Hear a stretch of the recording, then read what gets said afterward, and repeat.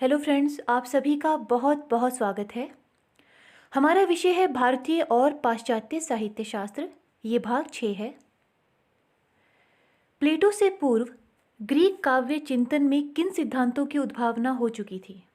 वो सिद्धांत थे प्रेरणा का सिद्धांत, अनुकरण का सिद्धांत और विरेचन का सिद्धांत। यूरोप में व्यवस्थित काव्य चिंतन का आरंभ किससे माना जाता है? प्लेटो। प्लेटो से पूर्व काव्य रचना के संबंध में क्या मान्यताएं थीं? वो मान्यताएं थी काव्य रचना की प्रेरणा ईश्वरीय होती है। कवि में स्वयं की कला, निपुणता और शब्द चयन की क्षमता नहीं होती। जिनकी आत्मा पवित्र, निर्दोष और निर्विकार होती है, उन्हें ही दैवी शक्ति प्राप्त होती है। गुलामी मृत्यु से भी भयावह है, ये कथन किसका है? प्लेटो। प्लेटो के काव्य संबंधी विचार मुख्यतः किन कृतियों में उपलब्ध हैं? अयोन तथा रिपब्लिक में। चित्रकार अथवा किसी भी अन्य कलाकार की तरह कवि भी अनुकरता है, ये कथन है अरस्तु। लिटरेचर एंड क्रिटिसिज्म के रचनाकार हैं एच कोम्बस। कविता भावों और संवेगों को उद्दीप्त करती है और तर्क एवं विचार शून्यता को प्रोत्साहन देती है, ये कथन किसका है? प्लेटो। आर्स पोएटिका की रचनाकार हैं होरेस। किसने घोषित किया आदर्श गणराज्य में कवियों का कोई स्थान नहीं है? प्लेटो। प्लेटो ने काव्य का विरोध किस आधार पर किया? नैतिक, भावात्मक, बौद्धिक और उपयोगितावादी।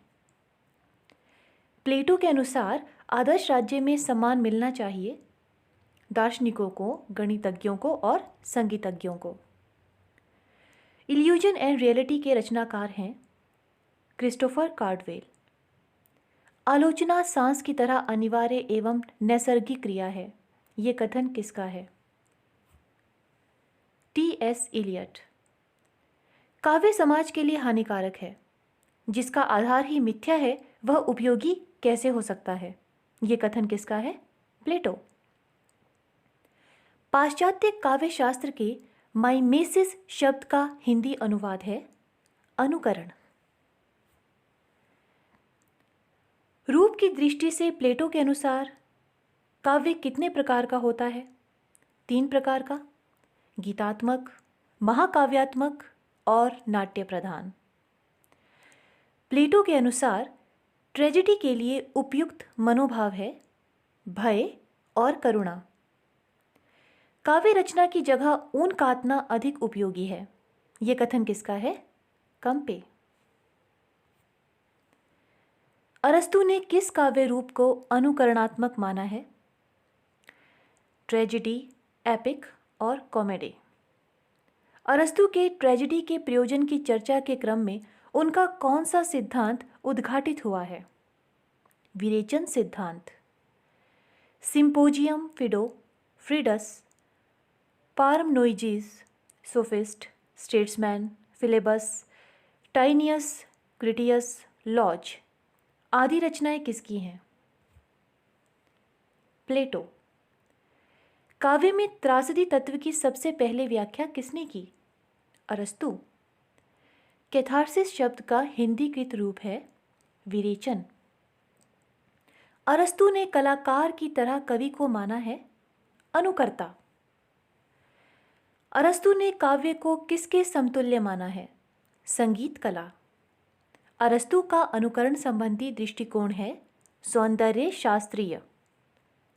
अरस्तु ने महाकाव्य में सर्वाधिक महत्व किसे दिया है?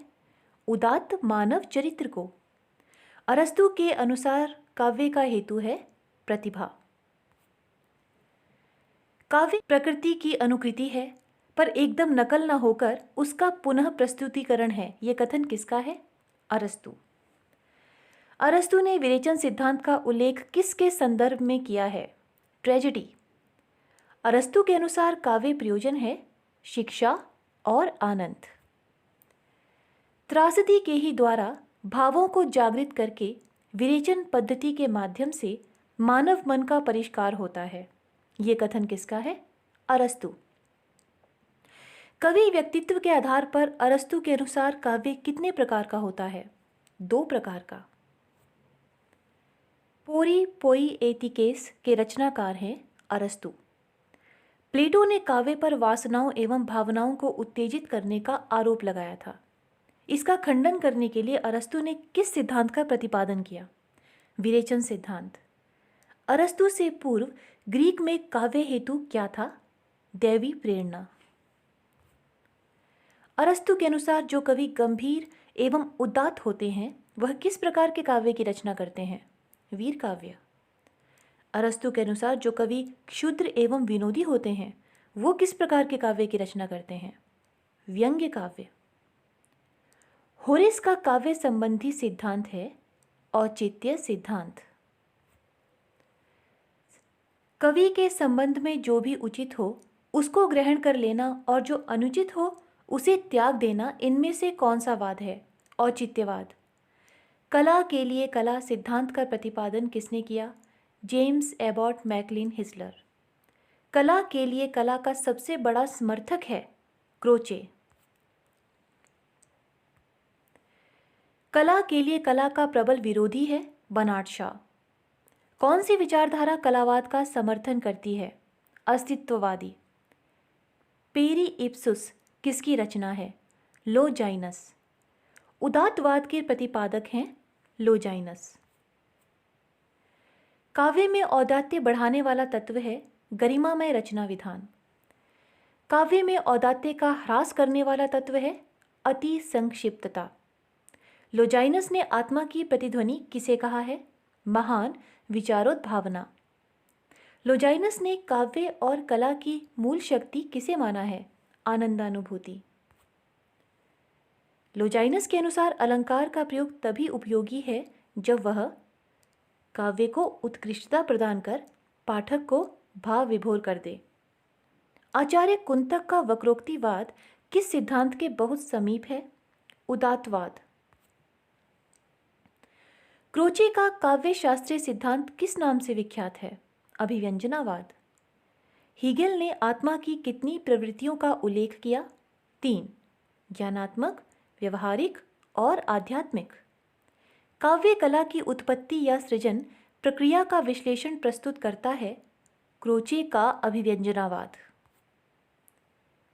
क्रोचे ने आत्मा की कितनी प्रवृत्तियों का उल्लेख किया? 2। ज्ञानात्मक और व्यवहारिक। क्रोचे ने विचारात्मक क्रिया का संबंध किससे माना है? तर्कशास्त्र।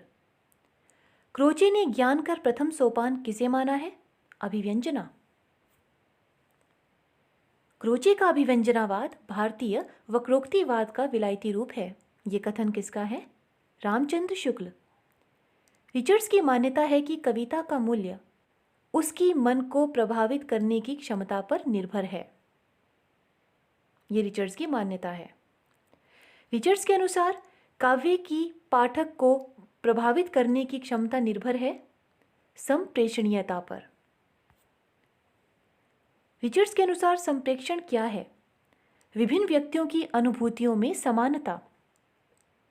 रिचर्ड्स ने प्रयोग की दृष्टि से भाषा को कितने वर्गों में विभाजित किया है? 2। तथ्यात्मक और रागात्मक।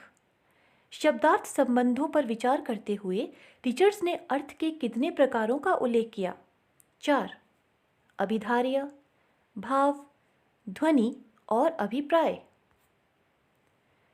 कलाकार के मनोविज्ञान को अध्ययन का निष्फल क्षेत्र किसने कहा है? रिचर्ड्स। नई समीक्षा शब्द का सबसे पहले प्रयोग किसने किया? प्रोफेसर स्पिनगान। नई समीक्षा का जनक किसे माना जाता है? रिचर्ड्स। समीक्षा एक प्रकार की व्यक्तिक प्रक्रिया है जो जीवंत दृष्टि पर आधारित होती है। ये कथन किसका है? प्रोफेसर स्पिनगान। किसने नई समीक्षा को पूर्ण प्रतिष्ठित किया? रेनेसा। रेनेसा के अनुसार शब्द विधान होता है बिंबात्मक। ब्लैकमर ने काव्य भाषा का प्रधान गुण क्या माना है? सांकेतिकता। विसंगति को काव्य भाषा का प्रधान गुण माना है क्लिंट ब्रुक्स। अनेकार्थकता को काव्य भाषा का प्राण तत्व माना है विलियम एम्सन। नई समीक्षा का विरोधी है आर एम क्रेन।